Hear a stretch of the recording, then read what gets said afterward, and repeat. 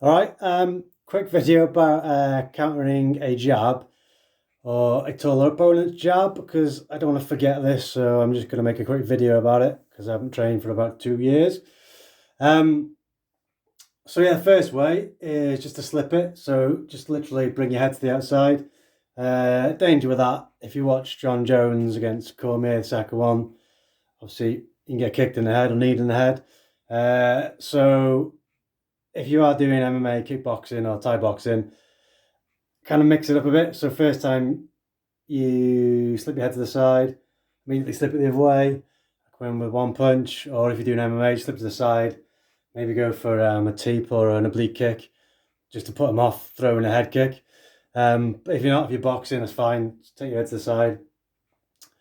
It's hard to hook someone with that kind of low as well. If you really bring your head down, but obviously you want your glove or your elbow to protect you.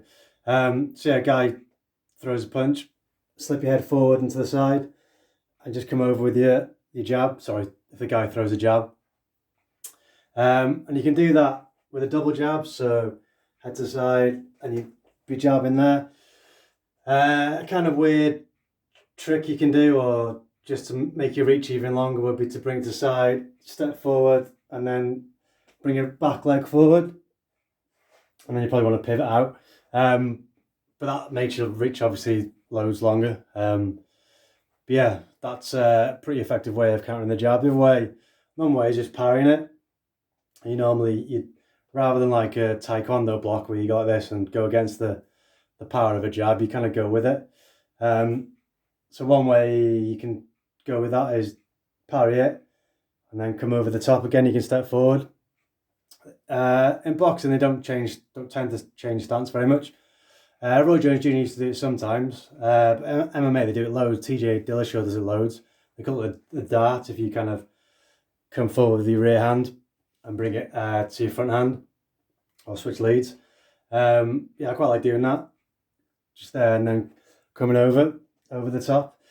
If you watch his name, Anthony Joshua against Klitschko, obviously they're kind of similar reach, the two of them. Joshua was putting him off by, he was just kind of, as Klitschko was kind of feeling out his jab, Joshua was just kind of throwing his own, like literally just punching his glove.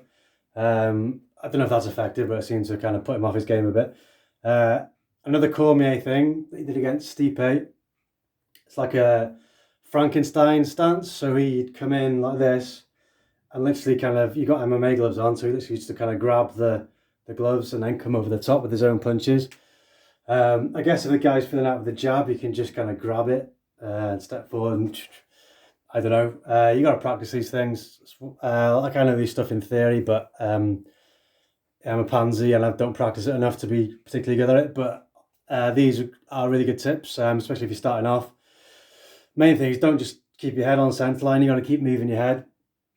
Tyson used to go kind of slip, and then come under. So if you've got a washing line, just practice that. Be step, under, and then pivoting off helps as well. So just like on your lead leg, just practice that, turning off. Because then if you've got the kind of power angle then to come around the side, whereas a guy, he's got to turn to face you. So yeah, those are my main tips. I hope they help. So it's main thing, bring your head off center line, and either like you do what you have to protect your head, but don't walk straight in. The worst thing you can do is either trying to overreach or walk straight into a jab. So if you are going to walk forward, just make sure your guard's high. Or the other quite kind of advanced thing is to give a false range. So you'd normally rotate really side arm and bend your lead leg. And then you see kind of a lot of Prince Nassim, and I can't remember the Geordie guy's name that does it. And then give a false range, so you lean forward and then kind of do a layback and then come back with your own counter. So I think because your head's quite close, it looks like you're in range, but if you just extend your front leg, you can move out of range again. You have to be pretty quick to that. I couldn't do that, but that's another possibility.